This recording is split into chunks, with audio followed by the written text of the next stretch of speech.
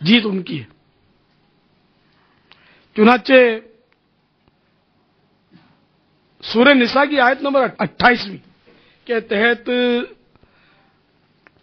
حضرت سیدنا صدر الافاضل مولانا سید نعیم الدین مراد آبادی علیہ رحمۃ اللہ الہادی خزائن العرفان شریف میں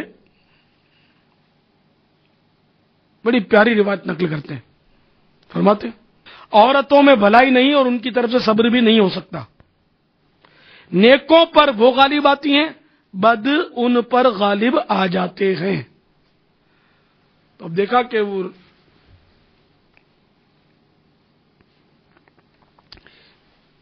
جس پر عورت غالب آ جاتی ہے، یعنی جس کو تنگ کرتی ہے، ستاتی ہے، اور مرد صبر کرتا ہے، اس کی تعریف بیان کی گئی کہ یہ تو نیک بندے کی علامت ہے، شرافت کی علامت ہے کہ عورت اس پر حاوی ہوئی۔ اور بعض صورتوں میں جو مرد غالب ہوتا ہے وہ گویا برا بندہ ہوتا ہے کہ جو عورتوں کو دباتا ہے، اس پر ظلم کرتا ہے، کہ جو ظلم کرتا دباتا ہے وہ تو ہر صورت میں برا ہی برا ہے۔ تو اس لیے اگر آپ میں سے کسی کے گھر میں ایسا ہے تو مایوس نہ ہو۔ اس ضمن میں حضرت خواجہ ابو الحسن خرقانی قدس سرہ نورانی کی حکایت بڑی حوصلہ افزا ہے۔ چنانچہ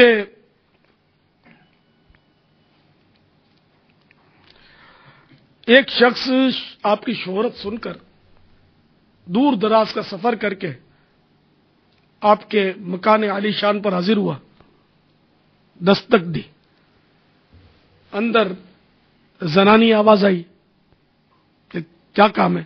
اس نے کہا کہ مجھے حضرت سے ملنا ہے۔ تو وہ زنانی جو تھی آواز، وہ آپ کی زوجہ کی تھی، وہ بڑبڑانے لگی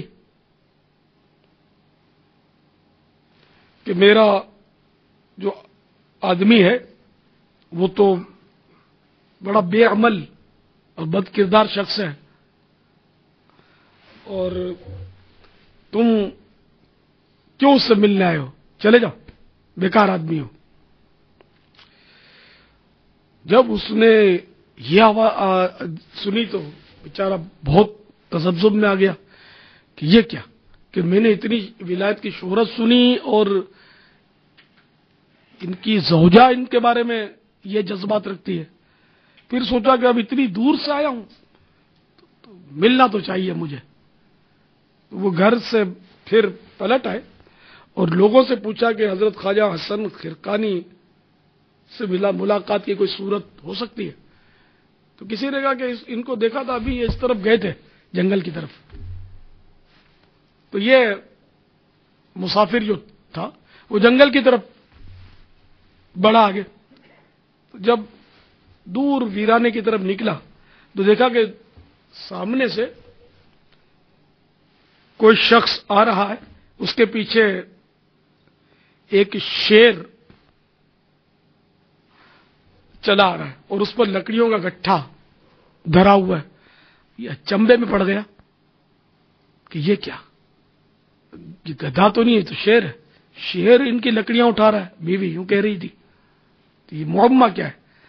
تو اب وہ تو روشن ضمیر تھے، ولی اللہ تھے، انہوں نے آواز دی کہ بھائی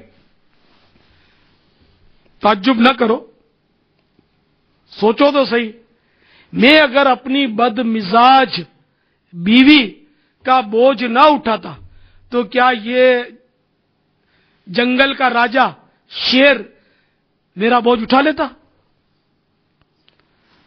تو میرے پیارے پیارے میٹھے میٹھے اسلامی بھائیوں، کتنی تسلی ہے اس میں کہ وہ شریف آدمی تھے، بزرگ تھے، بیوی بدمزاج تھی، لیکن برداشت کر رہے تھے اور اللہ نے ان کو کتنا بڑا مقام دیا تھا۔ تو اس لیے اگر بیوی تنگ کرتی ہے تو آپ پریشان نہ ہوں، اور چاہیں تو یہ ورد بھی کر لیں، یا مؤمنو،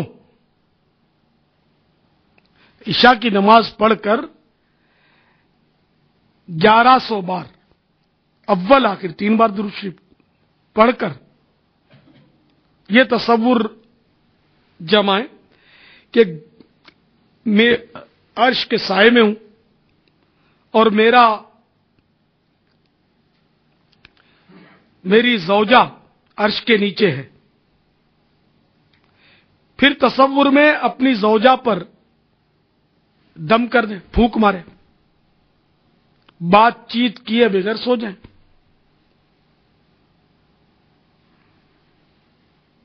انشاءاللہ عز و جل اس کی برکتیں ظاہر ہوں گی۔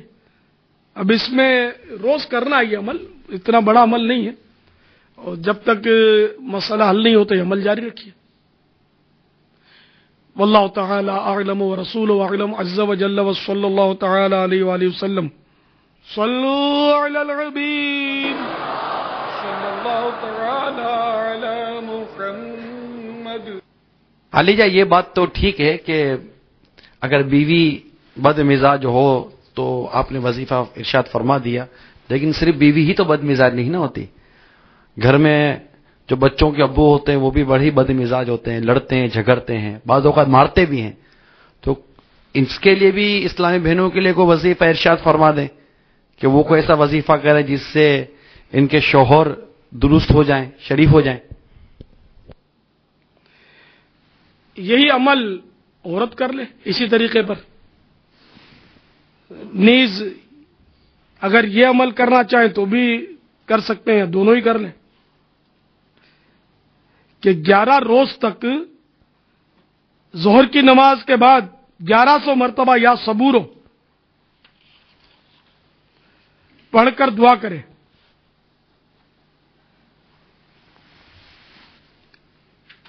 یہ عمل دونوں کر سکتے ہیں، یعنی کہ بیوی اگر بد مزاج ہے تو شوہر کرے، شوہر بد مزاج ہے تو بیوی کر لے۔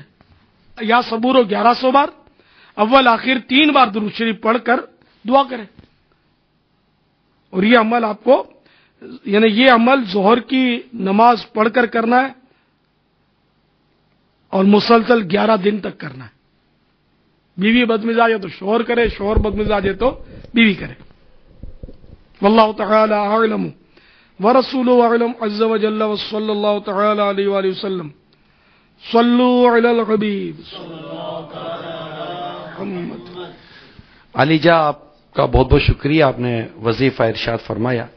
اگر آپ غور کریں 1100 مرتبہ ایک وظیفہ پڑھنا، پھر گھر کے کام کاج، بچوں کو سنبھالنا، اور بھی کئی معمولات ہوتے ہیں، تو اب 1100